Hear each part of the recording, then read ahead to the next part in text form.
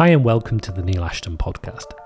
In each episode, we explain some of the fascinating ways that science and engineering are changing the world around us. We talk to leading engineers from elite level sports like cycling and Formula One, to some of the world's top academics to understand how fluid dynamics, machine learning, supercomputing are bringing in a new era of discovery. We also hear some of their life stories, their career advice, and lessons they've learned on the way that I hope will be helpful to you too. So sit back and enjoy this episode.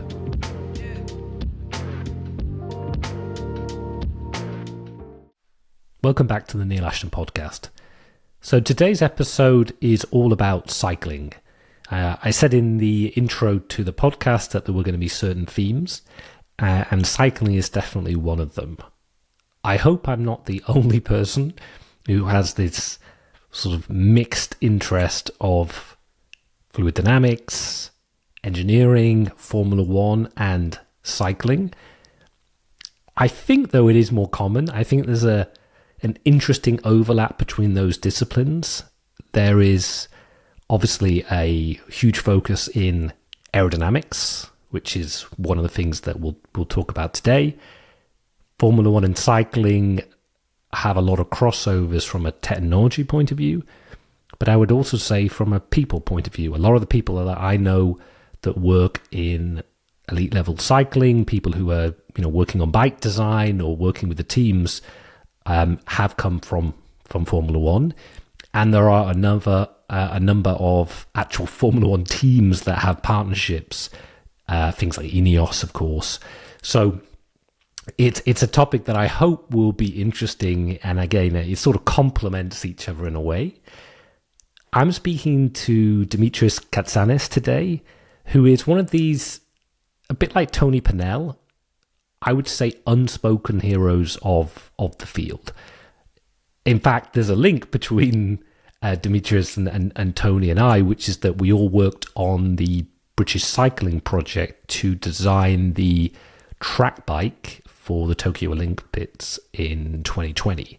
Now, we don't, a bit like with Tony, which is in episode 3, if you haven't listened to it, I suggest you go back. We talk about far more than just cycling. In fact, we mainly discuss things outside of cycling. But because of various NDA agreements and things, some of the stuff that we did for that actual Tokyo Olympics project can't actually be spoken about until after the next Olympics, which is coming up in Paris. But today I really wanted to talk to him because Dimitris he's actually was a professional cyclist. We don't really get to talk about that too much, but he comes from someone who was actually a very good cyclist, and he's made his name known as one of the top designers of bikes. He has his own company, Metron, but he's a sort of guy that really has a system level understanding and works, with a number of companies. But what we talk about today is his partnership with Pinarello, which is probably a bike brand that is synonymous with Team Sky, all those wins with Bradley Wiggins and Chris Froome, and now with Ineos. It's a bike. It's a very premium bike. Anyone who's into bikes know that Pinarello is probably one of the most expensive bikes out there. And so anybody who has a Pinarello or aspires to have one or just has an interest, you're speaking to the guy who has been a central part of designing those bikes for more than a decade now.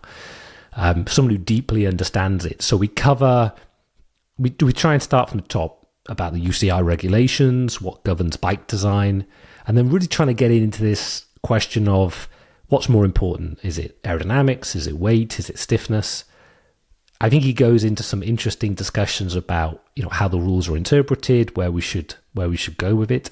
So it's really a deep dive conversation. It's a bit like with Tony. It's more than an hour 40, so it's definitely a long form one. It may take a few goes to get through it, but like with other episodes, I wanted to keep it in its entirety because I think to do justice to him and the topics that we're discussing, it's. Yeah, I'm not a fan of trying to make clickbait or sound bites. I wanted to leave the whole thing out there. I think we still have many topics that we could have gone in, into more depth. And interested to hear from you whether you like this episode, whether you'd like us to go back in, and what around cycling would you be interested in hearing about. So this is today about, like I said, aerodynamics and stiffness, but there's lots of other topics that we could dive into. So yeah, I hope you find this interesting. I'm told that I'm supposed to tell you to like and subscribe. I must confess, I'm the worst at doing this. Normally when someone says that to me, it almost makes me not want to do it. But there are good reasons, because, all the algorithms of YouTube and Spotify are all based on basically people giving ratings and subscribing and stuff like that. So if you didn't find this particularly interesting, of course, no need to do it. But if you do like this podcast and you found it useful, it does help others to find it. If you like and subscribe. So yeah, I'll do the classic thing of saying it. I hope you'll do it too. So yeah, sit back and hopefully you enjoy this episode. One small caveat, as I mentioned on previous ones, this was actually recorded quite a few months ago, right at the beginning of this sort of podcasting journey. And so now that I hear it, I'm a little bit disappointed that the audio quality isn't as good as I'd like it to be. So please bear that in mind for future episodes. Hopefully that will be rectified, but for this particular one, yeah, it's still not perfect. But hopefully the main point is the conversation rather than the audio quality. So yeah, please enjoy this discussion with Dimitris Katsanis. People watch the Tour de France. People watch, the classics that are on now. What regulates how the road bikes look? Could you explain to people the sort of the UCI regulation, like from a road bike point of view? What's the limiting factor?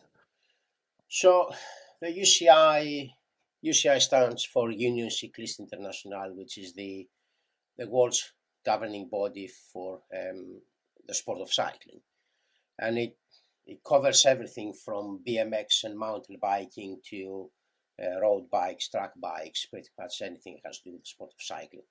So there's quite a thick book of rules and regulations that they govern the sport. A lot of that has to do with how you run the sport, meaning the start, the finish, the organization, and so on. And there is also quite a large, quite detailed technical side also, which defines how the bike would look like. So it has like minimums and maximums, like minimum and maximum length of the bike, the size of the handlebars, and the cross-section of the tubes, and so on. And as the years they go by, more and more detail is being added. Because in the past, when you were talking about a bicycle, you were talking about a bike with round steel tubes primarily. That's probably 50 years ago. And then aluminium came in and things started changing, and then carbon fiber came in and things they changed quite a lot. So as the time was going by, the UCI was adding more detail on these kind of bikes.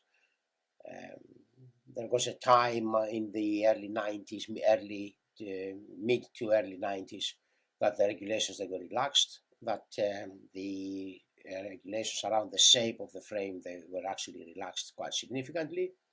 And we saw the bikes like this famous Lotus bike and a few others, that they had a frame that was non-triangular, and a few other innovations. And but then since then, the UCI tried to put more control about what is happening, because things they ran away maybe a little bit too fast for what it was the understanding of the UCI at the time. So the governing body has to control the sport. You cannot really leave it completely free, because the moment you have the rider and a machine, then what stops you from, start putting engines on and stuff like this, and then you're ending up with a motorbike, and then you're ending up with a rocket, or you're ending up going, that's not a sport anymore. So every sport has to have regulations. The regulations in general, now they do change a lot slower compared to what they were. So these regulations, is worth saying that these regulations, they are primarily for the road bikes and for the track bikes. So there's a lot of detail on what you may call what is a road racing bike is, and what is a track racing bike is. When you're going into other categories like mountain bike and BMX, there's a lot less regulation. That's why you also see a lot larger variety.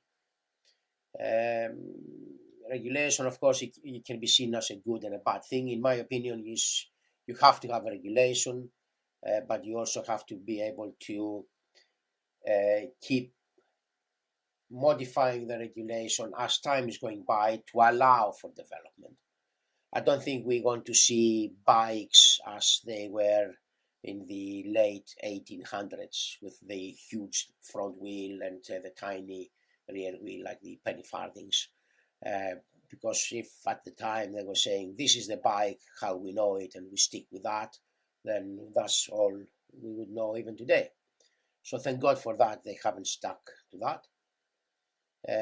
Then, as I said earlier on, by necessity, the technology was developing quite slowly till about sometime around the 80s or so. And then things start moving on, and aerodynamics, they were brought in, and then you had like some shapes and so on the bike start changing, and disc wheels, they start appearing, and aerodynamic helmets and all that. And that was primarily the outcome of national teams and professional level cyclists. National teams at the time, primarily the likes of the East Germans and the ex-Soviet Union bloc. They started it probably in the late 70s. Then in the early 80s, the Americans, they start taking over with the Los Angeles Olympics, and they had all these bikes with different wheel diameters and aerodynamic helmets and so on. And then more innovation start coming in. In the early 80s was also the disc wheels when they came in. Francesco Moser was the first one who actually used it on the hour record that he did. Can't remember the exact year, I think it was 83, 82, something like that. And then this started going more for a time. The UCI tried to restrict it, but then it was in 91, if I remember correctly, that the UCI, they opened up the rules and they removed the requirements for the triangular frame. That's when Lotus, which in fact it wasn't Lotus that actually designed the bike, but Lotus actually manufactured it and actually did the improvements. So the bike that Chris Borman rode in 92, it was very different compared to the previous bikes. But it was not the only bike that was very different. The Germans, they had like a version of a triangular frame, which it was like an unusual shape. And then after that, everybody started coming up with their weird and wonderful things. And then I think it was 97 or 98, if I remember correctly, the UCI, they said, we have to stop this. And from the 1st of January 2000, the bikes, they still have to go back to the original two triangles with minimums and maximums and so on. There was a bit of a quiet period, but then the engineers that were working with the companies, they start realizing, they start pushing the envelope a bit and pushing it a little bit more, And at the time, you may say the UCI got a little bit sleeping, if I can say, because they didn't really have a technical expert to be able to measure all these things and enforce the regulations. So then I think it was after the 2008 Olympics that the UCI, they put a lot more detail, and the regulations, they became more or less what we know today. A lot of things changed also since 2010, but the basic idea of all these measurements and so on, although it started in 97 or 98, I think it was, it started in 98, then it pretty much like developed to what we know today. Somewhere between 2000 and 2010. And then today there is a lot of regulation. And today the UCI is a lot more technically capable, if I can say. So if you come up with a design, you have to register that design with the UCI. You have to give them a 3D file that represents the entire frame. And they have a laser scanner that they can come to the race and they can scan it and compare it to what you told them it will be. So that laser scanning technology is very accurate. We talk about into microns, no less than thickness of a piece of paper. And the tolerance that they have with this is like plus or minus a millimeter. So you don't really have much room to play. You know, you can easily just go a little bit aggressive with your paint and paint it a little bit too thick, and you can start coming out of the tolerances. And is that for road bikes as well? So you mean if they... Yeah. Although the regulation is supposed to be for everything, in effect, right now is specifically talking about road bikes and track bikes. Road, time trial, and mass start, so the likes that you see on Tour de France. And the same thing for the track, so you have the bikes and racing, say, individual pursuit and so on. And also the kind of bikes that are racing, like, I don't know, points race and sprint and stuff like that. Yeah. All these are under these very strict regulations. And probably you and I, we are responsible for that. Partly, at least. Yeah, which we'll definitely get into. So the other key thing, if I'm not mistaken, is any bike that is used at a UCI event, let's say at On Loop last week, or you have to be able to buy it. Is that right? Public has to be able to buy that bike. Yes. So the regulation was always there, at least as far as I remember, since the 90s or even before. There was a line in there that was saying that the bike should be commercially available. And although these things, they were supposed to be commercially available, there are plenty of examples out there that they were actually not commercially available. There were prices you could, in theory, ask, but I'm not aware of anybody getting, for argument's sake, the bike the Americans they had in 1984 in Los Angeles or in '96 in Atlanta, or the FES the Germans they had, they still have, or all sorts of other special projects that people do, including the British team. Although nowadays it specifically stipulates that there is a specific time scale that the bike has to go to the market. And you do see today people, they are buying those bikes. I know there are at least a small number of the bikes that we did for the Tokyo Olympics, and I saw private riders, in private individuals racing them on, I don't know, masters categories and stuff like that. And it is the bike that it was the 2020 Olympic Games bike, the British cycling had. Having said all that, I'm not aware of any of the FES bikes anybody else racing. Maybe they do, but I just don't know. But yes, you're right about it. The bike has to be commercially available, and that is policed a lot more nowadays. So if you're designing, so I guess one of the things that people may not know, but I think has been one of the big things is your work with Pinarello. So when did that start? That you mean my collaboration with Pinarello? Yeah. Depending on how far back you want to go, but properly it started as in, hold on a minute, let me think a little bit.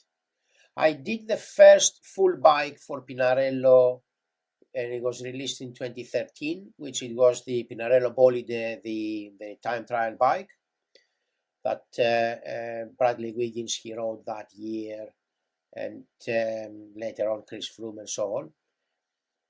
Before that, there were some minor things that I've done for Pinarello, but it was very much like an on-off relationship before that.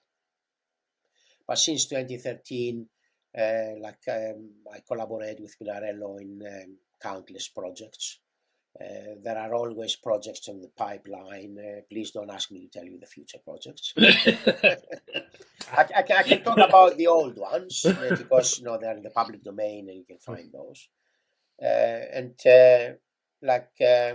For Pinarello, did the time trial bikes like the Bolide series, and did also the Dogma F series, like F8, 10, 12, Dogma F and all that. So, and there were quite a lot of significant improvements that we had on those. Do you want me to go through those? Well, now? I was more interested to know. So I think people think of like aerodynamics. Yeah. People think about weight. Yeah. And stiffness. Yeah. How do you, for a modern day bike, in fact, I've got one, well, I haven't got Pinarello here, it's another brand. Yeah. It's dirty, so I'm not going to show it. What is the actual influence of each on ultimate performance? Yeah, that's a very good question, which actually that summarizes pretty much my collaboration with Pinarello. Like I delivered the Bolide, the first Bolide to Pinarello in the early 2013. And then not long after that, started working on what later became the Dogma F8. And I remember we had this meeting at Pinarello, and we were sitting over there, we were planning how to try and do it. And at the time, it was very common that all major brands like Cervelo, Trek, Specialized, pretty much anybody who was anybody, had two top level bikes. Had a lightweight bike and an aerodynamic bike. And I remember that when we were discussing all this, I had to stand up and tell the Pinarello guys and also the Team Sky guys, as they was at the time, that in my opinion, it should be one bike that does it all. Because you cannot really have a different bike for you're racing a race. Most of the races they have mountain beach and flat beach. Quite a few times the mountain stages they are quite distinct, but nowadays they start going more and more a blend of between flat and mountains. So you cannot really have. Some people they doing it, but thank God not much. They changing bike on the foot of a mountain. They primarily do that on time trials and so on. But nobody's doing it, thank God for that. Nobody's doing it on the mass start when you have 180 riders starting, trying to change bikes. So that would be an absolute nightmare. So I said it has to be a good balance between strength, stiffness, aerodynamics, and lightweight. So there will be, of course, a bit of a weight penalty if you try to do a bike that it is have reasonable aerodynamics comparing to an all-out lightweight bike. But actually the difference is not much. The difference is somewhere in the region of about 100 to 150 grams. Some people, they may argue, oh, you can do it lighter, you can do a 600 gram frame, but we talk about frames that they can last and they're not going to just start taking damage the moment something minor happens. So the idea was always you need a bike that it will take you from A to B multiple times. So it has to be durable also. It has to be relatively speaking, simple to work on. So if there is a damage or if there is you need to change a wheel or something like this, is relatively speaking easy. And it also has to be aerodynamic enough that it doesn't really hold you back anything significant. And also lightweight enough. So the Dogma F8, it was the first one that I did for Pinarello that was actually taking all this philosophy and putting it onto one bike. And I'm quite proud to say that pretty much today, not far from every major brand is going down this route. Because they all came up to more or less the same conclusion that we did at the time, that you make a bike actually pretty good for aerodynamics. And the weight penalty is, as I said, something in the region of about 100 to 150 grams. And with the minimum weight of the UCI, actually that works very well.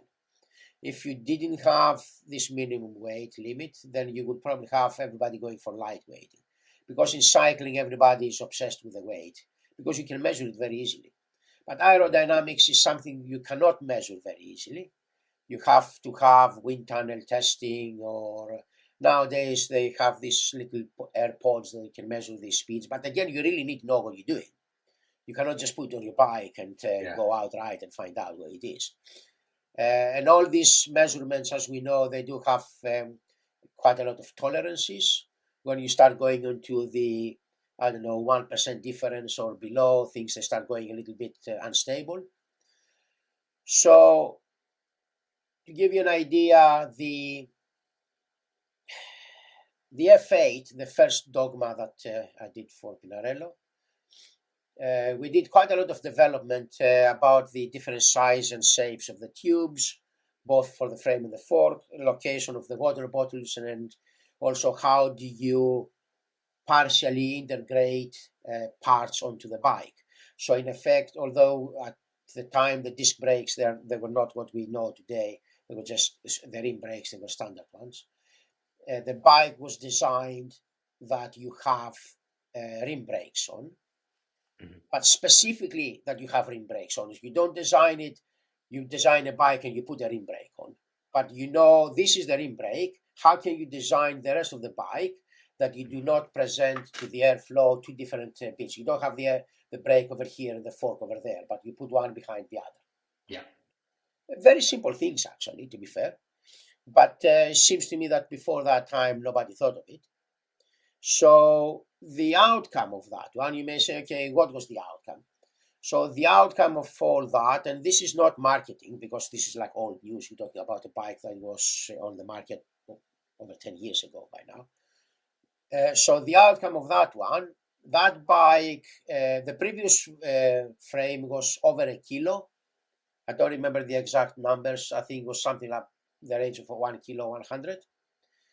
The F8 was around 850 grams, the frame. So there was a significant difference in the weight. The stiffness went up because we did a lot of FEA on what is the optimum size and shape of individual tubes, down tube, chain stay, C tube, and all that stuff, of what is the optimum size and shape and location of that tube, which it gave us a lot of, you may call it free stiffness, if I can say, which also is translated on reduction of weight. And also in terms of aerodynamics, on frame and fork level, at least on CFD, which is the simulation on aerodynamics, on CFD, frame and fork was 47% lower drag than the previous version, which you may say, that sounds like a very big number. And then I think it was on bike level, something in the region, I may be slightly wrong on these numbers, but you can check it. There is a white paper, Pinarello, they had about the Dogma F8, and I think it's still available somewhere if you dig enough. I think on bike level, it was something in the region of about 17 or 18% difference, if I remember correctly. And on bike and rider level, remember this is only changing frame and fork. Bike and rider level, it was something in the region of about 4%, 4 or 4.5% better. And this is you changing this frame and fork only. So you hop from this bike to that bike, the same wheels, same handlebars, same, I don't know, everything else. And all of a sudden you're finding about 4.5% better. Which, this is on CFD. You may say, yeah, how much do we want to believe CFD? So we actually did, after that, we did some wind tunnel testing. And one important thing over here to point out before I go into more detail is that both the CFD and the wind tunnel testing was trying to replicate the road conditions, that the air doesn't only come straight on, but it comes from all sorts of different angles. Yeah. So we worked out a probability of encountering different wind angles and different wind conditions. So we had a formula that we were applying on all those that was giving higher or lower weight to each different wind direction. So we've done this also on the wind tunnel, and remember on the CFD on average it was giving something like about 4.5%. On the CFD was giving 4.5%. On the wind tunnel it was giving us around 6% better. And this is frame and fork only. Same wheel, same handlebar, same everything else. So in effect, you're hopping from this bike to this bike, which the only difference is frame and fork, and you need 6% less power to push you through the air, which if you add the rolling resistance and all that stuff, probably the overall potential improvement, it was maybe, let's call it 4 or 5%. But 4 or 5% of that, you all of a sudden, it's almost like if you're producing, say, 4 or 5% more power, when you are already on high level, to find another 5% of power, you can be training the rest of your life and not find this 5% of power. And you could do it simply by just getting off this bike and getting onto this bike. And this was before we start looking into things like handlebars and so on. Since that time, we also found handlebars and so on, they're making like a large contribution. That is why from about 2015 onwards, you have pretty much every top level bike has integrated handlebars with aero cross sections and so on. Now you may ask the question of how far can you push? How far can you push that aerodynamics within the regulations? Probably 3 or 4 years later after that. So we've done the F8, then a couple of years later we've done the F10, and sometime around that time we were looking of where is the next potential improvement, and we did a full aero bike with whatever we could do at the time within the regulations of the time. And the difference on what you may call a full aero road bike to whatever was the current Dogma at the time, the difference on bike and rider level was something in the 0.0 something %. So we pretty much decided it's not worth trying to do a more aero frame and fork, as it was at the time. Be careful, as it was at the time, because the regulations, they changed since that time, and now you can do a little bit more. So we realized at the time that all these very slim, very aero tubes and so on, actually they were not really giving you any kind of significant improvement. That was the time that we realized that this is what they call the truncated aerofoil tubes. They actually give a better overall performance, especially when the wind comes from the side, because they create significantly more lift. Therefore, some of this lift is acting like pulling you forwards. Therefore, it was dropping the overall drag. Whereas the bikes with a very slim, pointy, trailing edge tubes, they were stalling quite early. So anyway, I'm going. So this was your sensitivity, basically. You're saying, because I'm just looking at my bike now, and it's true that the Aerofoil section on it is not the classic sort of teardrop going into a finite edge, but it's actually got quite a thick edge, which intuitively you think is less aerodynamic. But I guess your point is more when the flow's coming in from the right or left, it's Yeah, not only that, but also on a road bike, you have other things. You have brakes, you have water bottles and stuff like this.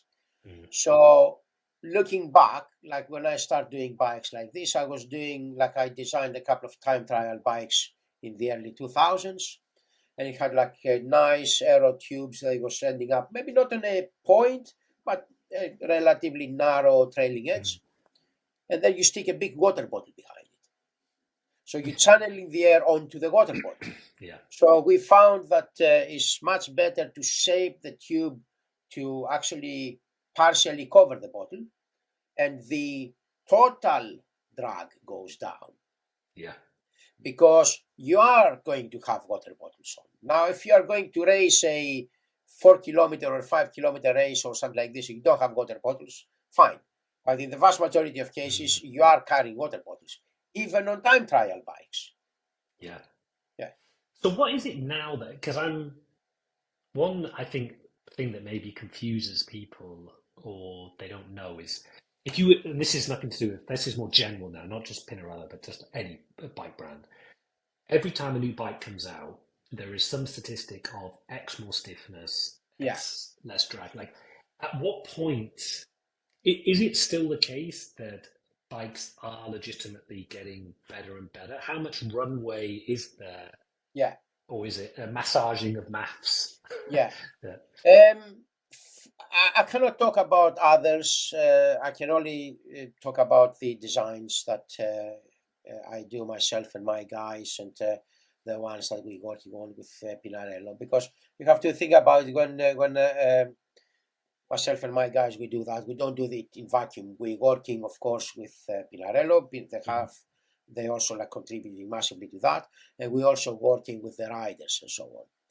So the main thing that is happening usually is you are restricted by number one, time and budget. So usually you only have so much time, and you have to finish the project, deliver it, and it has to be manufactured and start selling some of those so you can get money in and go and do your next development round. So as an engineer, whenever you're designing something, you try to push the envelope as far as you can. You never really reaching perfection. The moment you say, this is finished, I send it to production, you wake up next day, you go like, Yeah. If I do this, it might be better. Yeah. And if I do that, it might be better. So it's quite common that the moment the design leaves the drawing board or the computer screen nowadays, you have ideas on how to do it better, but you have to stop it and deliver it. So it is through the big gains, at least as we knew them in the past, they all gone. And new ones, they start appearing, as you know, with like moving the seat stays and the forks around and so on. So the classic aerodynamics of just reducing the drag of the bike itself, it hasn't completely run, but is close to pretty much done. So that I was actually going to ask you about that. So maybe for the history of people listening, we worked together on British cycling, and I think it was a novelty, which was the idea of looking at a more system level, the bike and the rider, and that if you took the bike on its own, you would only minimize that, but it may not affect the rider. And one of the things that we looked at was this wider seat stays and wider forks. Have you seen that now translate slowly into the road? This philosophy of is that what you're alluding to, the rider bike sort of as a system drag reduction? Yeah, definitely. Okay, you may say track is a very individual category because on the track you pretty much only hitting the wind head on. Although I think there is still something to be gained by doing it for the corners. And I have some ideas that were partially tried in the past, but again, you're running out of time and budget, so next time. So On the track is relatively speaking easy. The wind comes only from the front. Therefore, you have now these elements, which is like the seat stays and the chain stays, which, by the way, in the upcoming Olympics, there are quite a few different teams. They have this. The Japanese, they have it. The French, they have it. Factor came up with a bike for the Aussies, which is something similar. Even before we did it, Avanti from New Zealand had something similar-ish. Yeah. You can argue of was it right, was it wrong. Maybe the general direction was right. Maybe the execution needed a bit of improvement. But on the track, because it's a single condition, is relatively speaking easy to. If you are good with your CFD, you can just find something. On the road, we actually did look on that. In the short span of time that we looked at it, we couldn't find any significant improvement, primarily because you have to make it work for quite a wide range of angles of yaw. Yeah. I don't say it's impossible. I am saying that this probably needs more R&D. Yeah. Actually, I am convinced that the only significant way that you can go forwards on this is to work on the interactions between the bike and the rider. Yeah. Because the drag reduction of individual parts, there's still a little bit of room to go, but not huge. So interactions between the two is definitely something. Another thing that happened recently on the track, there was always this idea that people, they start making things, like on the handlebar, and you had like two bits, they start making, holding it like on the top. And I am partially responsible for that, because in 2016 we've done some small version of this for Pinarello. Then other people, they pushed it forward more, and now we actually did one that had, instead of having those things up, they're in, which then it brings your hands closer, so you are on a normal drop handlebar, and you are almost like if you are on a TT bar, and you can also rest your arm on the bar.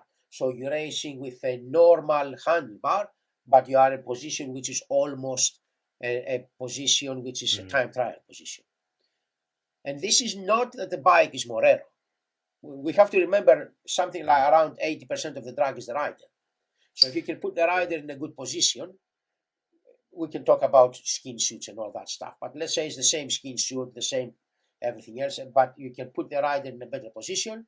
You can get significant aerodynamic reductions from that only. Like a classic case is you're riding the sprint, and we know from the wind tunnel you need to put your elbows in, and that significantly improves the drag. And when you're riding a sprint with another rider next to you, a classic thing is that you go, you open your elbows like this to defend your space. Yeah. This is something like in the region of about 25% more aerodynamic drag. So then you wonder why the other guy, he managed to overtake you. Whereas if you keep your nerve, you keep your elbows in, your drag doesn't go up, and the other guy might run out of steam. I was actually going to ask you, though, on going back to the bike design bit, I had one before. You were talking about lightweight versus aero, and that most people obsess about lightweight, and there's been this eternal debate. Yeah. This is more of a topical question, I guess, but it seems now there is a trend in the past couple of years for riders to attack 50k to go and solo rather than staying in a peloton. Is there any evidence or thought that therefore the importance of aero is even more because they're basically on their own for Absolutely, like 50k? Absolutely. I mean, again, people, they have the question of weight versus aero. That is totally the wrong question, because the question needs to be, where is the right balance between those two? In fact, where is the right balance between weight, aero, stiffness, and let's not forget reliability, because it doesn't matter how aero or lightweight is. If it goes bang and it breaks, no, Yeah. it doesn't matter really. So yes, when you're gonna be on your own, try to break away, and everybody's chasing you behind, aero is mega important, especially on a flat road. If it is there is for pro level the tipping point, because pros they're going up the mountain probably faster than when I go downhill. But for pros, I think somebody did a calculation a few years back. It was something about the region of about 7%, if I remember correctly, of inclination before 7 or 8% before weight was becoming more important than aero. Therefore, anything below that, which most races, even mountain, when we have mountains, you are below that. There are not many sections that they're going more than that. There are, they may go 10 and 15. There are some crazy sections of 20% inclination, but forget about those. So when you are out on the front and everybody's chasing you, aero is number one by a long, long way. And when I see people racing with, although nowadays not much, they're racing with helmets with big holes and so on. A helmet with big holes comparing to a helmet which is nice and smooth with minimum ventilation for the road. The difference is, depending on what is your starting point and so on, somewhere between 5 and 8% of overall drag. Wow. Just your helmet. If you say, I like a lot of ventilation, yeah, the air also likes it. Yeah. It slows you down. So aero is mega important, and the moment you talk aero, your helmet matters, how well your skin suit, how well what you're wearing is attached to your body.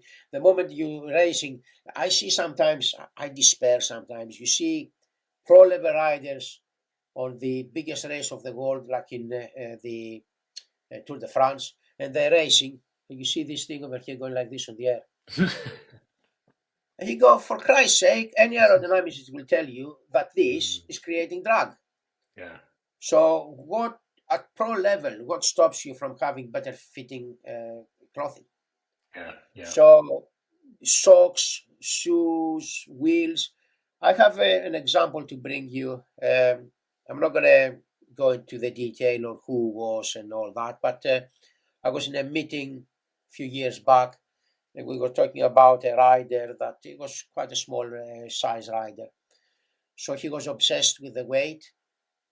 So he was making his bike as light as possible, putting the lightest wheels and the lightest this and lightest that. And his weight, because he was a small size rider, his bike was going below the 6.8 limit. So then they were adding weight on the bike to bring it back to the UCI limit. And I was in this meeting and I was saying, why don't you do something with this weight? Instead of carrying dead weight that does really nothing, for argument's sake, from the lightweight wheels that they were using to the aero wheels, the difference was, 250 grams, which was about the amount of weight they were putting on.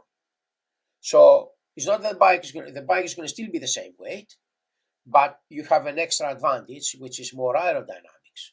Which aerodynamics, they will still, a pro level rider, when it goes up an inclination of 5%, it still goes up at 35 kilometers an hour or almost 40 kilometers an hour.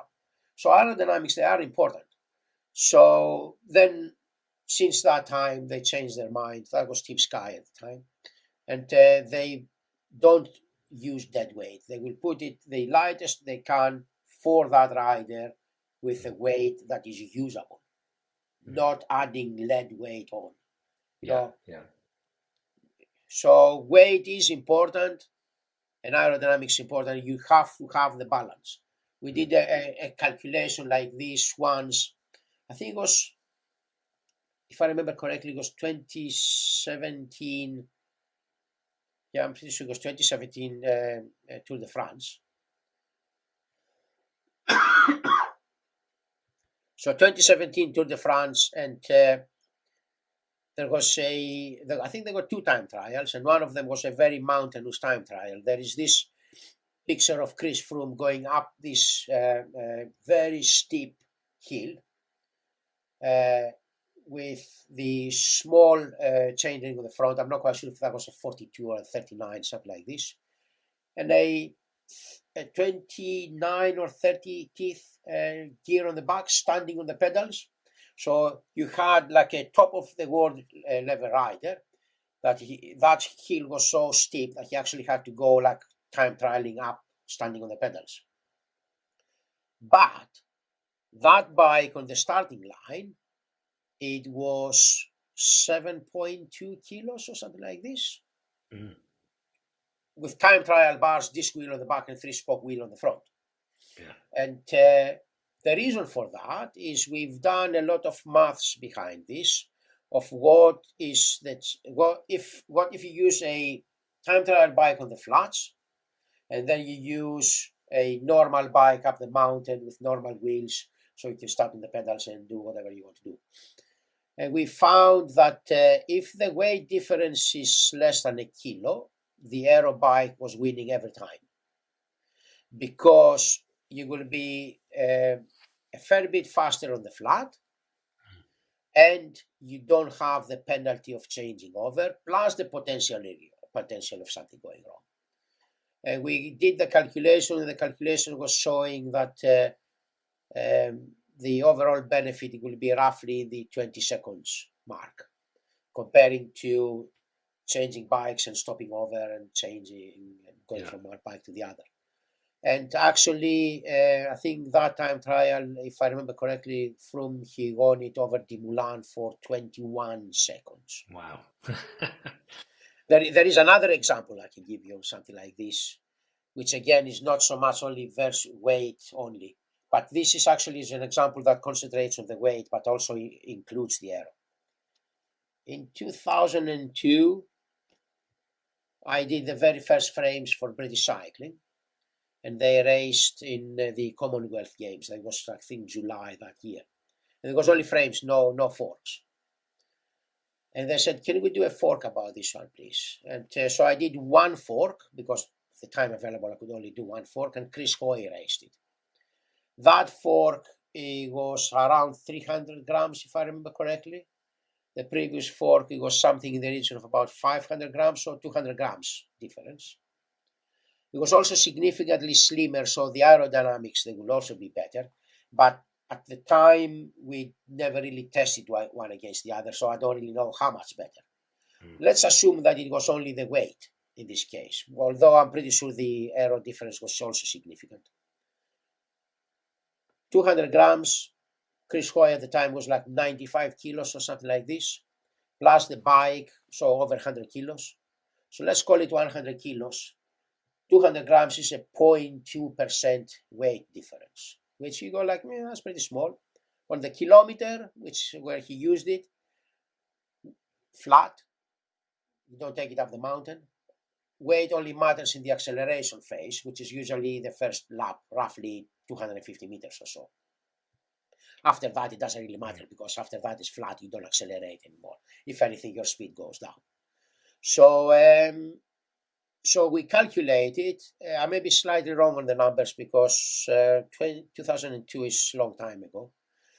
So we calculated, and the improvement, it was something in the region, maybe,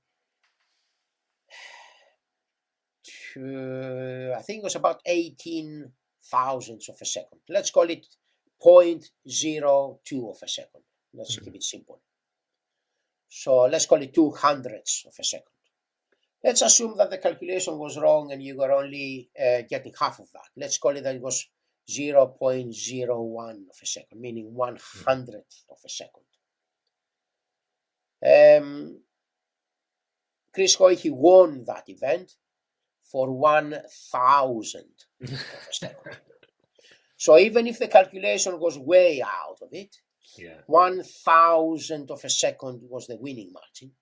So the 200 grams in the particular case, even if you exclude the aerodynamics benefit, it was more than enough to take a world-class rider, okay? Because if I was racing it, I wouldn't win it. So take a world-class rider from this position to that position, and that's what you need. Nobody remembers who was second. No. Yeah. If you ask who got second on the Tour de France last year, very few people are going to be able to answer that question. Yeah, that's true. I didn't ask you about stiffness because I feel that weight and Yes. aero are kind of well understood. Well, not well understood, but it's kind of very thing. Yeah. Where even for me, like stiffness, do you have any way of explaining if you have someone like a Van der Poel or Van Aert where they seem to have this unbelievable power? How would the different stiffnesses of a bike Yeah. translate? Yeah. That's a very interesting question because this is something that so far I only have experience and quite a lot of circumstantial evidence, but not significant, no scientific proof. Mhm. Early on, when I was cycling and so on, when I was riding my bike, I realized you're standing on the pedals on a steep hill, and you do that as you're pedaling, and you can hear some noise that goes, Yeah. which is the tires as you leaning the bike, and the tires they scrubbing on the ground. So in reality, your bike goes that way, but your tires they're going one that way and one that way, and they do this in effect. Mhm. You can see that on the FEA, on the stress analysis. As you apply the loads on the pedals, the frame always distorts. Mhm. And actually, the frame always distorts more towards the left and less towards the right because of the reaction of the chain. The chain is on the right hand side. So when you apply the load on the right pedal, the chain is also trying to squeeze the right hand chainstay, and Yeah. the bike moves, the bottom bracket moves more to the left. And then when you do on the left pedal, it tries to move the other way, but the chain tension is actually trying to counteract this. Mhm. So all bikes, when you apply the pedals, they move more to the left and less to the right. Mhm. Now, as your bottom bracket moves to the left, your rear wheel moves with it because the chain stays there directly on the bottom bracket, and then they're holding the rear wheel. So you apply the load on the pedal, and the wheel goes more to the right and a little bit to the left. Sorry, more to the left and a bit on the right, more to the left and a bit to the right. So every time the wheel is doing this, the wheel is scrubbing, and you're losing some power. Yeah. The nearest that I came up with any kind of number for this one is that there is a study that I found that it was calculating on if you have camber, so the wheels are actually pointing in or pointing out, how the rolling resistance changes. The rolling resistance changes roughly, I mean, it will depend on the tire, what is the surface of the road, and all sorts of numbers. For 1 degree in or out, you have roughly 50% increase on the rolling resistance. 2 degrees, 100% increase on rolling resistance. Then you may ask the question, how much the wheels they coming out? The wheels they coming out depending on two things: how flexible the bike is, which is primarily the frame and to an extent the wheels, and how heavy the rider is and how symmetric it is. Some people are nice, smooth riders. Some people, they're just pounding on the pedals and they go boom, boom, boom. So it depends on the amount of power and how you're putting the power down and the weight of the rider. So bigger, heavier riders, as you said, Van Aert or a big sprinter on the track or something like this, will benefit more from a stiff frame, whereas a 50-kilo rider will benefit less. Maybe for a 50-kilo rider that is a smooth pedaler running small gears, go bzzz, that will make not much of a difference. So it very much depends on the rider. And in general, the more powerful you are, the more you're going to benefit out of a stiff frame. So how do you achieve that then? So we get into the details. You're designing a bike. Let's say just for now it's a road bike. how do you practically engineer in stiffness? Yeah. And the second question to that is, what about comfort? Yeah. Stiffness on a bike frame. Let's look at the bike frame for the time being, because for argument's sake, comfort on a road bike to a very significant extent is actually the tires. Okay. Yeah, especially nowadays that people they start going bigger and bigger tires. Mm-hmm. Is not far from, if not 100%, probably 95% of what you're feeling as comfort is the tires. Okay. In the old days, when the tires they were like very thin, like 21, 23 millimeters, and pumped up quite high, then the frame and the wheels they were playing a bigger role. But now that 23 millimeter tires is considered to be a very skinny tire, Yeah. and people they are running 28 millimeter tires or 30 millimeter tires and so on low pressures, comfort comes, the vast majority comes from the tire. Okay. The wheel itself, in terms of like how much it will absorb vertically, you can pretty much ignore it. The frames, they are, at least for the frames that I do for Pinarello, it may look a bit just a fancy shape that the seat stays on the back. They are not straight, but they have like a little bit of a zigzaggy shape. Yeah. That is primarily for shock absorption. So they give you a little bit of a smoother ride because they can allow a little bit of flex.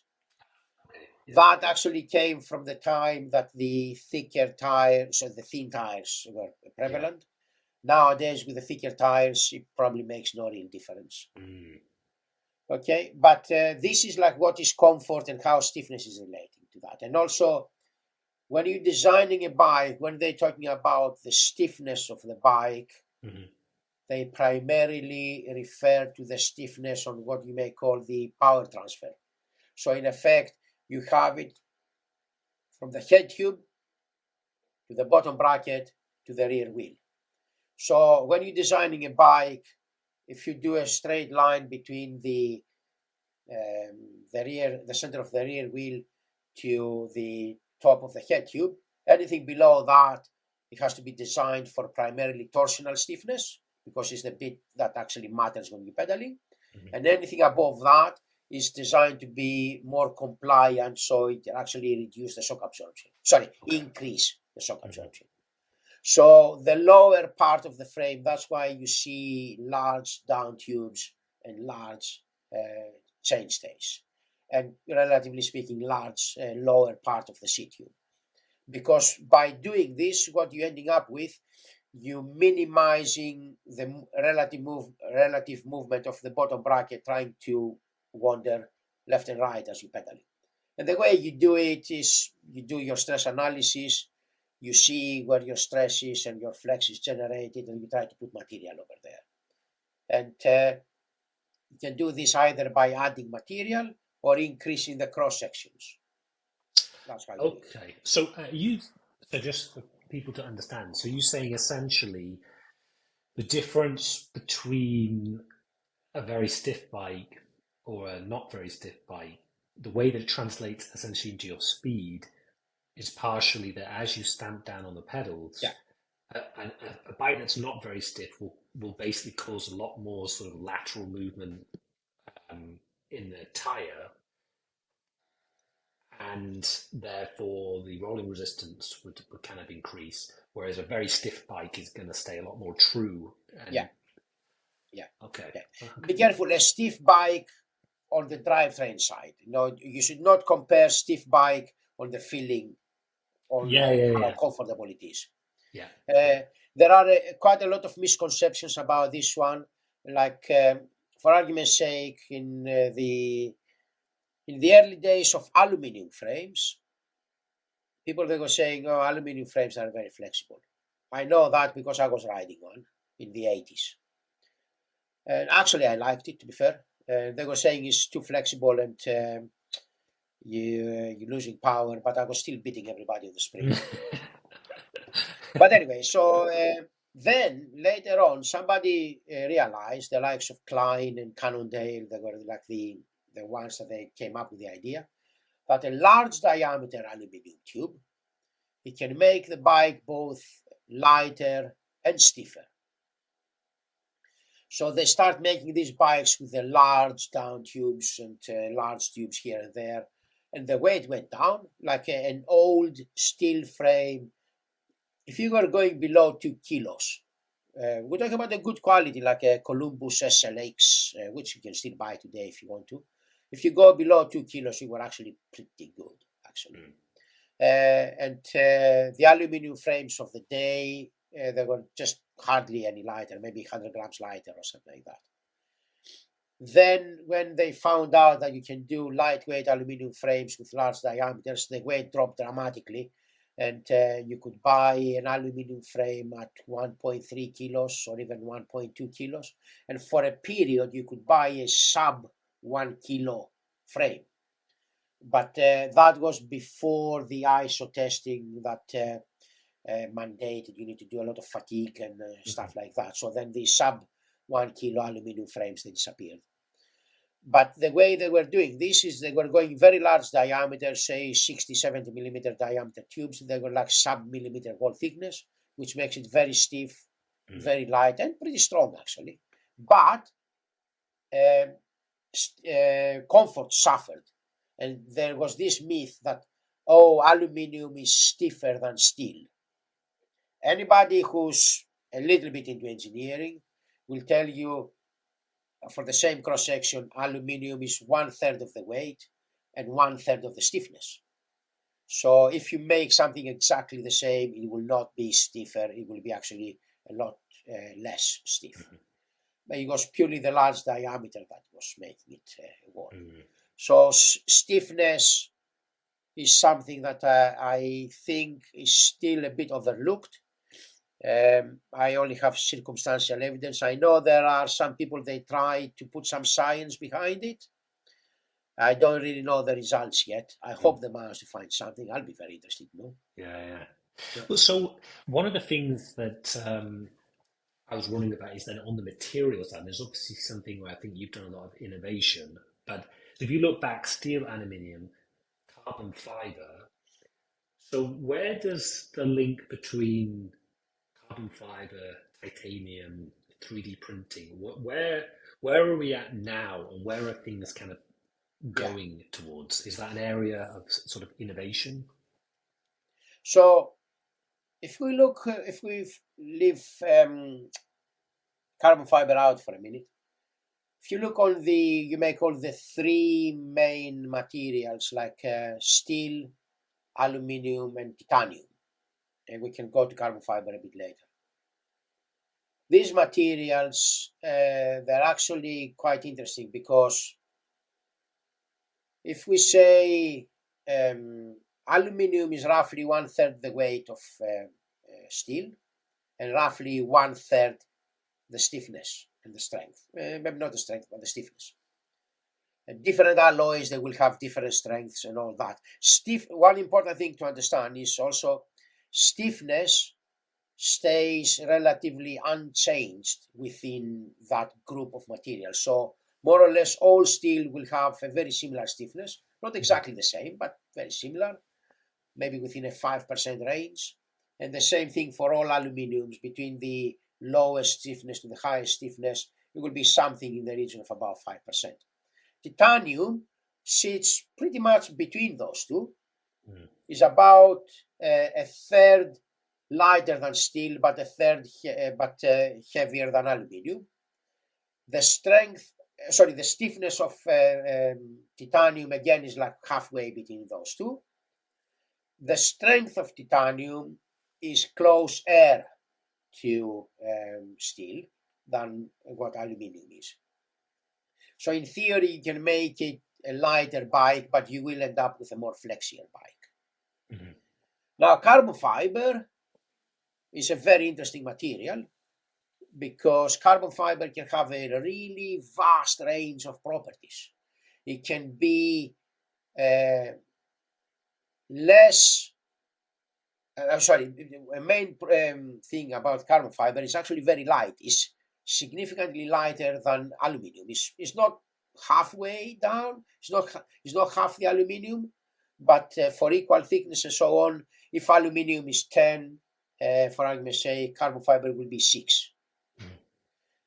Whereas if aluminium is 10, carbon fiber is 6, titanium will be 20, steel will be 30. Okay? And also in terms of strength and stiffness, there is a very large variation. And you have you can have carbon fiber which is less stiff than aluminium, up to about 3 times the stiffness of steel. Wow. And if you're going to go on, maybe more than 3 times actually, maybe 4 times, depending on how you look on the numbers. If you look at just pure fibers, over 5 times. But the moment you take the fiber and you make it into a composite, because what we normally call carbon fiber, in reality it is what the word says, carbon fiber. So it's like strings of material. You cannot make much with strings other than if you're making ropes or garments or stuff like this. So what you do with that is you're putting it into a matrix, as they call it, with in effect, in simple terms, you're painting it with a bit of glue, and you let the glue go off so it holds the fibers in position. So what we call in carbon fiber bikes nowadays is primarily carbon fiber and epoxy resin that actually holds the fibers together. So by the time you do this, if you put all the fibers in the same direction, you're getting very good properties in the direction of the fiber, but 90 degrees to the fiber, you're only getting the properties of the resin in effect. So imagine it along the fibers, properties of steel, across the fibers, properties of plastic. Of course, you cannot do much with this kind of material. So that's why what we call in carbon fiber, usually there are multiple orientations of the material that they're going in different directions. In the early days of carbon fiber, the engineers, they were using it almost like black aluminium.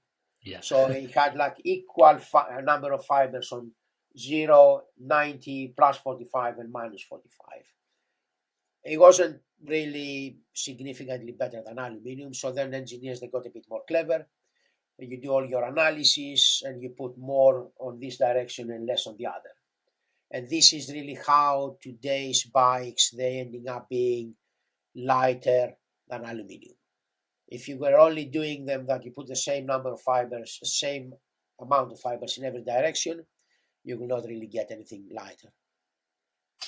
And then there is a whole science on how you mixing different fibers and different grades of fiber that the strength goes up or the stiffness goes up. Usually on carbon fiber, if you remember on the other materials, as we said, the strength varies, but the stiffness stays very similar, doesn't change much. Whereas on the carbon fiber, both the strength and the stiffness, they vary quite a lot. And you do have the high-end bikes quite a few times. You may hear that they're using more than one grade of material, and they're putting stiffer grades where it's needed and different grades somewhere else. And that is actually a sign of somebody who sat down and thought about it properly and tried to do something good. This is really how you make these extreme lightweight bikes that are like, 700 grams for a frame and stuff like that. Yeah. So where does I was reading, the idea of 3D printing and additive manufacturing. It sounds like carbon fiber is the perfect material. So where's the downsides or where things could be improved? Yeah. So let me go back a little bit on that. So you make a flat piece of steel or carbon fiber or aluminium or whatever, and you do some testing. Carbon fiber will probably come and win hands down on pretty much everything, especially if it's in tension. Like one important point to remember, carbon fiber is pretty damn good in tension, but especially unidirectional carbon fiber, where you have all the fibers going in one direction, is not very good in compression. So when you start making a bike frame, that it takes loads in quite a few different ways, because you have the pedaling loads, you have the loads when you apply the brakes, you have different loads when you're cornering, you have different loads when you have your weight on the saddle as opposed to only pedaling standing up and so on. So you have to design the bike to be able to take loads in many different directions. So you start having every tube, you need to have like some fibers in this direction that they do whatever they do, but then when you have different direction, the loading different direction, they don't do very much. So this is why, for argument's sake, carbon fiber frames, they are not 400 grams. Right, yeah. Because you have to carry the extra weight to counteract very different loads. And these very extreme lightweight bikes, they have primarily either round tubes or very nearly round tubes, like some sort of, slightly squarish tubes and stuff like that. Carbon fiber also, when you start going around corners, it doesn't like it very much, because what you have is how can I demonstrate this? I need to find something like that. So you have this is just a normal book, or you have all the different pages, and when you're pushing it and pulling it, not much is happening, okay? When you do it and it goes around a corner, if you have a force that is trying to open up this, I'm not doing it very well, let me do it a bit better. Hopefully this will work now. Yeah. Live demo. Yeah. So you do it like this and you try to open it, you can see. So this is creating, every time you go around the corner, and this is trying to do that, is creating this, what you call through thickness forces. And through thickness, you only have the resin resisting it. There are 3D stitched carbon fibers and so on, but they are still a rarity.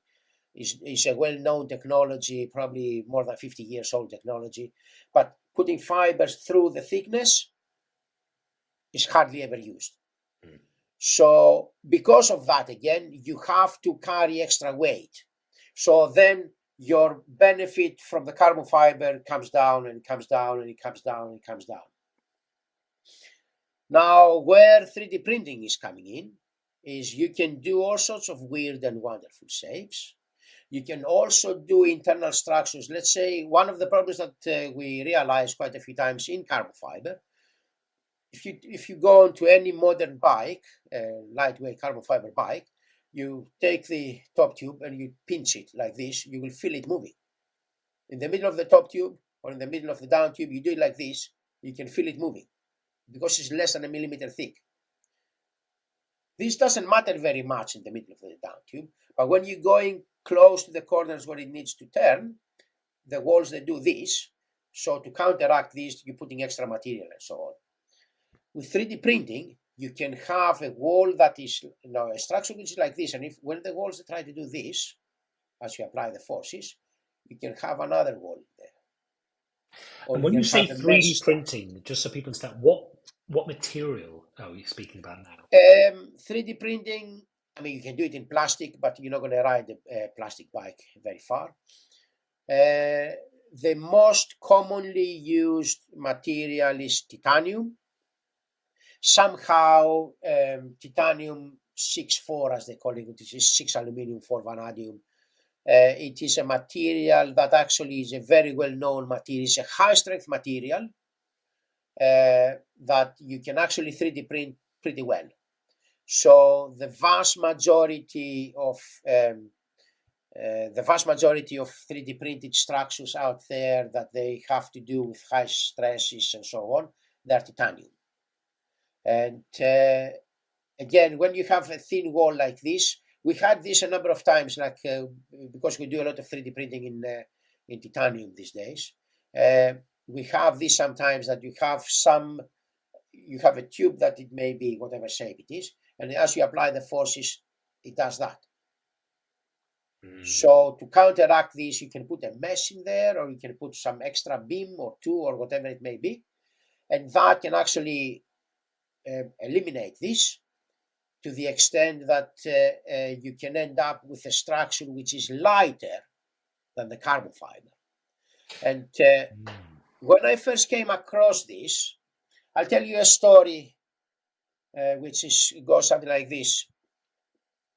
We did some handlebars for British Cycling for 2016. British Cycling came back and said, can we have a few more of those, please? I think it was around 2018, if I remember correctly. And I said, at the time, the manufacturer of those handlebars is gone out of business, so we couldn't do them. So I said to them, sorry, the guys are closed down, so cannot be done.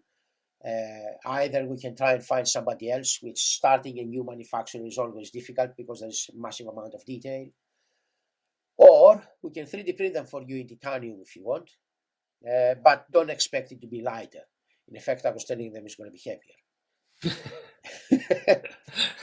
So I thought we cannot appear to be complete idiots over here. We need to try and do the best we can. So we took the shape, modified it a little bit for some modifications they wanted, but not much, very little. The shape was basically the same. And excuse me. So we modified the shape, and we tried to do everything we could with the analysis, put the minimum amount of material everywhere, use a lot of these internal structures that I told you and so on. We print the thing, it comes out, and it was lighter than the carbon fiber handlebar.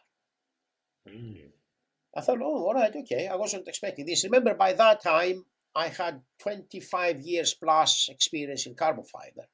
And if you were asking me, can you make a part lighter in titanium comparing to carbon fiber? Straight answer is no. Forget about it. You just can't. The material properties are just not there. But that was the first time that I started realizing, oh, there is something in it. Since that time, we actually did quite a few handlebars of similar kind. The most dramatic example that I have is for a time trial handlebar, where you have the base bar and the risers and the extensions and the arm caps and also the computer arm and so on. So there was this handlebar that was for this rider that came in, and we just had to scan it to replicate the geometry. We scanned it and we started designing it and all that stuff. That handlebar was 1 kilo and 100 grams. They're quite heavy beasts, those things, because they have connections, they have bolts, they have this, they have that. So all these things, they add weight. So we made a 3D printed titanium base bar and a set of extensions, which they were actually removable. And the weight of that handlebar when we delivered it, that was for a road time trial handlebar. The weight of that handlebar when we delivered it with the computer arm, including the extensions and everything else, was 670 grams. So about 400 grams lighter. And the lightest we made of that kind, it was below 600 grams. So it was like half a kilo lighter. So the improvement on the weight front, it comes from partially the elimination of unnecessary bits, partially because of the customization, so you only keep the bits that you need, and partially because you can do internal structures that is very difficult to do it. And also, you can design it on your computer today, put it on the machine tomorrow, a couple of days later it's out of the machine, and another couple of days later you have it on your bike. So if you try to do this on carbon fiber, you're talking about months instead of days. So do you think this is going to be something then that will start to become more mainstream? Because as far as I understand, on like a normal road bike, you are still just seeing carbon fiber bits, not 3D printed titanium. Is there a reason it could happen, or is there some? Yeah, I think, okay, let's think of it this way. Titanium is a material which is very commonly used today. It's not the only material. In terms of structural parts, there are other materials coming up, like there are some high-strength aluminum alloys, like a material that we use called scalm alloy, which is a scandium, aluminum, magnesium alloy. So that's a high-strength aluminum. There are other aluminiums, but they are not actually as good. So there are also plastics. And actually, there are commercially available components today that you can buy. It's not today. I think probably they're out for at least 2 years, maybe longer, which are these 3D printed saddles. So the saddle itself, it is more or less the normal one, but instead of having a spongy cover, and a spongy something on the top for where you're sitting, and I know, let's call it leather cover. It's not leather nowadays, but let's call it leather cover. Is the whole thing on the top is 3D printed in some sort of soft plastic, and it's like a mesh. There are at least 2 manufacturers they do that. Specialized they do that, and I think it's Selle Italia. I'm not quite sure if it's Selle Italia. It's at least one Italian manufacturer that is doing it. And this is not new. This is at least 2, maybe 3 years. So there are already 3D printed parts out there. There are already small 3D printed parts that we did for Pinarello in the past. Actually, the current Pinarello Dogma F that you buy, the bits they're holding the saddle, so you have the seat post, and you have the bits that they're holding the seat rails. Yeah. These are actually 3D printed titanium. So it's already out there. Now, an entire frame, I'm sure you are familiar with the bike that Filippo Ganna rode in the hour record in 22, the Pinarello bike. To my knowledge, I mean, we did this bike for Pinarello, and to my knowledge, this is the first fully 3D printed frame and fork that raced on the highest level. There were a few other ones, but pardon? Yeah. So why was that? So I mentioned that obviously was a very well. I mean, him breaking, the record was well seen, but that's interesting on the technology side. So why did you go for 3D printed? There are several reasons. One of them, it was at the time there was a new innovation that we found, that it was these tubercles, which is so the seat post and the seat tube, they have this zigzaggy sawtooth leading edge.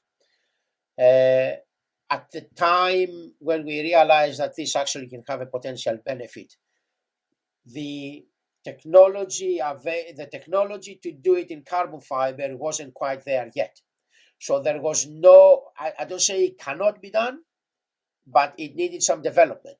And when we found this with, less than 3 months to go for the world record, there was no time to develop the technology into the manufacturing and put it on the starting line. So that was part of the reason. So the 3D printing was used over there because it could enable this sawtooth pattern. I'm sure that carbon fiber can do that at some point soon. If I'm not mistaken, Pinarello, they already offer a seat post that is carbon fiber with that pattern. Then you have, I don't know what is happening with the frame, but for the frame, the ones with the sawtooth pattern, they are actually 3D printed. So on that particular case, the time element was important because short period of time. The being able to do it was also important because the carbon fiber technology of the time wasn't quite well developed. If we had another year, I'm sure we could do it. And also, if you look on the overall budget, how much will it cost to design the bike? Design the bike was more or less the same, but then you had to do the stress analysis. Again, let's call it more or less the same. But then you have, on the carbon bike, you have to design and manufacture a big metal mold. This will have both cost and time implication. So it will have a fair few thousands of pounds for the mold and about a month to make it. So you take this 1 month and it completely disappears from your schedule. And you also had the money you need to spend on this one mold. So if you were putting together all the budget that it was spent for the 3D printed frame, it was very comparable to the one that it would be spent if it was carbon fiber, minus 1 month, minus 4 to 6 weeks of time. So money wasn't very much of a difference on the overall scheme of things for the number of bikes. The time element was also significantly better. And at the time, you could do this with 3D printing, you could do it with carbon. Okay. So this was one of the questions I had for you was, and I guess this goes to more where things may go in the future, but the work that we did, at least the suggestion I got was any game you have is ultimately very dependent on the rider because they contribute so much. And if you just produce a bike, I mean, as far as I'm aware, if you go on a website now of any manufacturer, you basically are picking the size. That's it. And maybe you can change the width of the handlebars potentially. Yeah. But do you see that with things like 3D printing or other technologies that we could start to, I don't know, customize the bike more at a more mass level that I Absolutely. could have different? Yeah.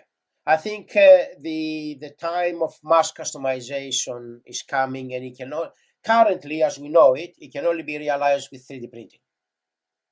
So I spoke with, there is a particular company that they have a software that if we manage to put the money together to develop it, we should be able to, in theory at least, take a video from the television, or you film somebody with your phone, or take a few pictures with your phone, you put it on that piece of software, and it will make a frame to fit your size. It can even do, in theory, the stress analysis to put the material in the right positions, segment it in the right way, and put it on the build plate, and you can click the button to go on the machine, print it, come on the other side, assemble it, and here it is. And you can have individually tailored frames, forks, handlebars, whatever that individual might need to be. I think this is still a little bit, although the technology exists today, I know how we can do that today. Of course, where is the money and the time to do that? So the technology is there. It's a matter of somebody having the willingness to go and do it. And of course, it's not going to go from nothing to here it is. It will have probably the development gradual. But this is happening already. I mean, we're already manufacturing 3D print, full 3D print frames. Actually, we just assembled one today, which you will see it in the Olympics. And then now taking this technology and spreading it out is entirely possible. And I think, how long will that be? I think we will probably see more and more of this technology on the highest level in the next 4 to 5 years. And we're probably going to see it, I wouldn't say down to everyday bikes, but I'm sure we're going to see it more to the high-end bikes, maybe even in the next 4 or 5 years. I'm not going to be surprised at all. I mean, if you only look today on, the idea with the wide seat stays and so on, which is not that new. Actually, we actually did something like this. One of the patents that this patent application was referring to was some work that we did with the original Secret Squirrel Club sometime around 2008. But at the time, the regulations, they were not really allowing this. So a lot of these things is the stop is the UCI regulations. So now with the 3D printing, we know that interactions between bike and rider are actually very important. If we only look at it from an aerodynamics perspective, can we do something individualistic, individual per rider? Yes, we can. How are you going to do it? 3D printing completely leads itself for that. So that is the way to do it. You're not going to make a mold to go and make one off and another mold to make one off. Yeah. So, and then from there, the holy grail is you making the bike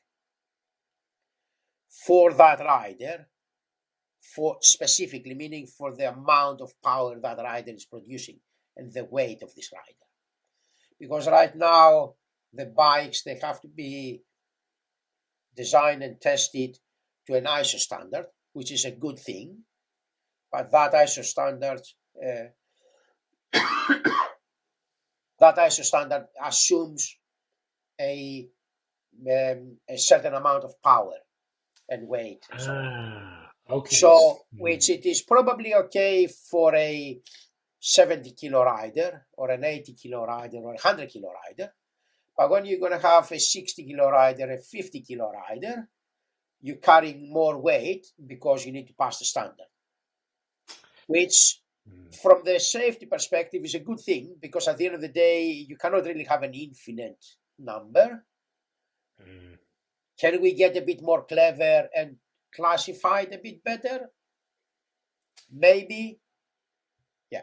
Okay, so you mean that in theory, if I was to put in, I weigh this amount, I generate this much power, maximum and average, you could go and design me a bike that probably would be lighter or better performing, because it would be completely customized for me rather than just a generic human. Yeah, absolutely. We're already doing this,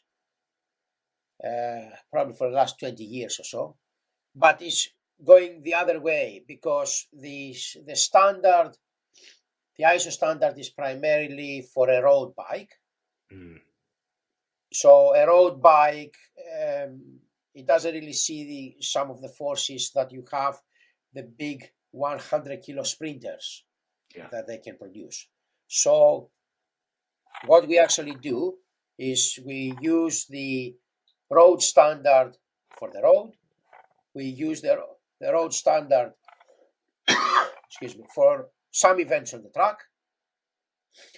Then we're using 1.5 times the road standard for some other events on the track, and double the ISO standard for the big sprinters. Because when you have a 100 kilo sprinter that is producing over 2,500 watts on the standing start, it's not the same as, say, a 60 kilo rider that is pedaling alone. Okay, so we're already doing it towards the upper level to counteract the kind of forces that the world-class riders are producing. But when you're going to go down, for argument's sake, you have lightweight riders and so on, they don't produce that much power. They are ending up like carrying a bit of extra weight. How much is that extra weight? Probably not huge amount, probably, I don't know, around 1 kilo or so. So could you do it better? Yes. The amount of money and time and effort you need to spend is pretty large. Because somebody has to build this technology. And not only has to build this technology, somebody has to test it and guarantee that rider, that lightweight rider, that yes, although you are lighter and the bike is lighter, you are okay on it. Yeah. And of course, the responsibility for something like this is very large, because if something goes wrong, and then whose fault it is and so on, you really have to have that well guarded. So to do this, I think going down, I cannot see that happening in the foreseeable future. So I had one last question for you, and you don't have to give. I'm going to purposely make this a longer time period to get away from you giving away the details of the next bike. So if you look back, so when are we recording this? 2024 now. So 2014, if you looked at the bike in 2014, it was like a tube handlebar. I think the cables were still showing.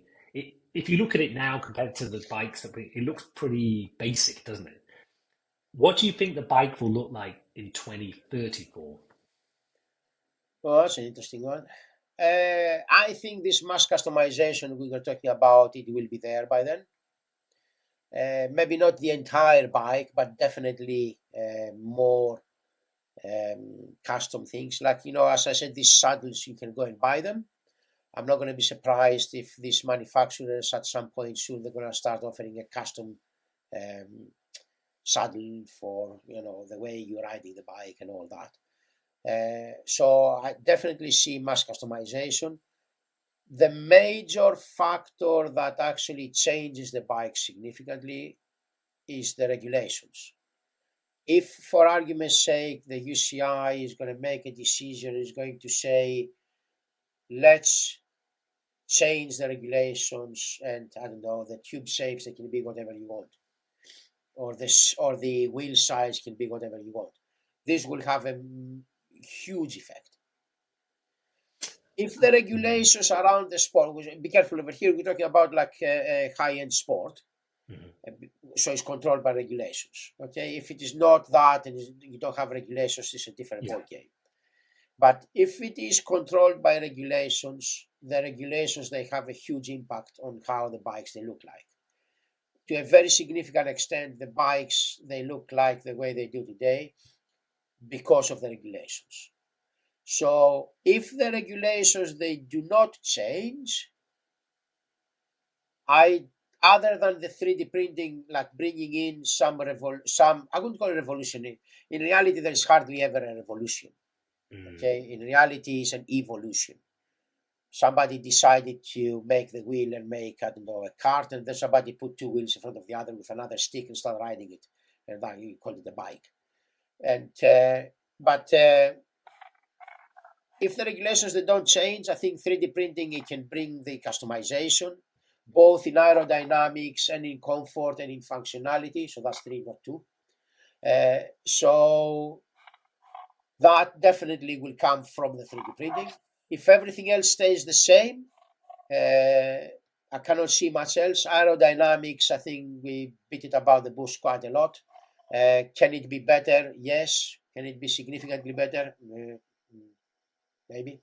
So that's interesting what you say. So yeah, this goes, I guess, full circle to my first question, which is, I guess you're right. Like the bike that I'm looking at here, or most people have, that sort of like forks and handlebar and tube is essentially because all the bike manufacturers want to build a bike that a team could also race, because I guess it's marketing and all the rest of it.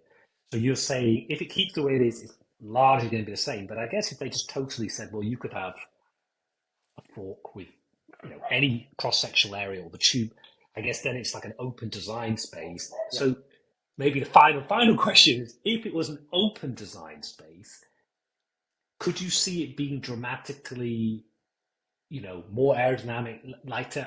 Has anybody done that? Like just a total free-for-all design?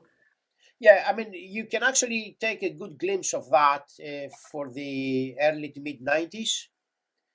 When the early to mid-90s, the UCI removed the regulation about the frame. The Lotus bike is the most famous one, but there was no end of variants of that, from the Pinarello Espada to the Bataclan bike that they made, to the Zip bike the Americans made, Soft Ride, or I can't remember how many. I mean, it's amazing in a small number of years, because this era lasted between about 92, when we saw the Borman bike, the Lotus bike that Chris Borman rode, to about 97, when the UCI came out and said no more. So you talk about 5 years, because yes, the rules, they changed before 92, but most people that didn't understand it, or they didn't bother doing anything, because everything was already done. So the only glaring example was the Lotus bike. So when everybody saw you can do something different, everybody started doing something different. And in 5 short years, there were huge variations. There was this Bataclan bike, the Italians, they had a front wheel. I don't know if you ever saw it, that you have the tire, and then it goes more or less at the width of the tire, and then it goes a huge ball in the middle before it goes down again. So the fork comes down, and it opens up, I think, to about 250 millimeters wide or something like this. It's literally a round ball in the middle of the wheel.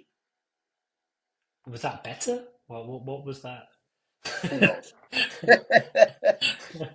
I don't know, but there were a lot of those. And they only came in this just 5 years. of opening up the regulations. In effect, okay, the rules, they opened up before 92, but 92 is when everybody got a good sniff about it, when Bormann turned up with his Lotus bike. And then it was, I think it was spring 97 that the UCI came out and said the regulations, they changed from the 1st of January 2000. So in effect, in that time window, there were no end of weird and wonderful things. So if there was no regulations, oh, absolutely. Would you like it? Before that. Would you like it to be? Absolutely. Yeah. Oh, yeah. Oh, yeah. Oh, I'd love that.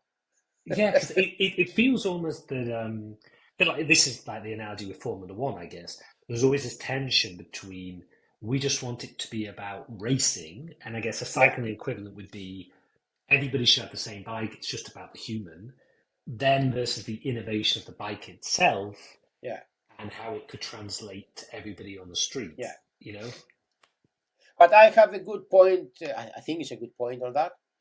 You remember that the hour record used to be, Bormann did the hour record in 96 to whatever he did it at the time, 56 something. And then they changed the regulations, and in effect they said you have to race with a 1970s bike, because Eddy Merckx raced it with this. Which is fine, Eddy Merckx raced with that, but it was the highest possible technology of the time. Eddy Merckx, he didn't race with a bike from 1930s or with a penny farthing. He raced with whatever, it was the pinnacle of technology of that time. And so the UCI, they changed the regulations. They say you have to race with a 1970s bike, in effect. They specified the diameter of the tubes and the handlebars and the spokes and the wheels and all that. I worked for the UCI for about a year and a half as a technology and innovation consultant. And my main job was actually to look on the rules and see what can we do and what do we change. A number of things on the regulations that they change is because of, not because only because of me, but they actually started around that time. So my first day that I arrived at the UCI, I go to the UCI and we're sitting down for a dinner, for lunch with some of the top brass of the UCI. And next to me over here sits Brian, that he was the UCI president. And we were talking about this and that and the other. And he says, Dimitris, what do you think the bikes that should be today?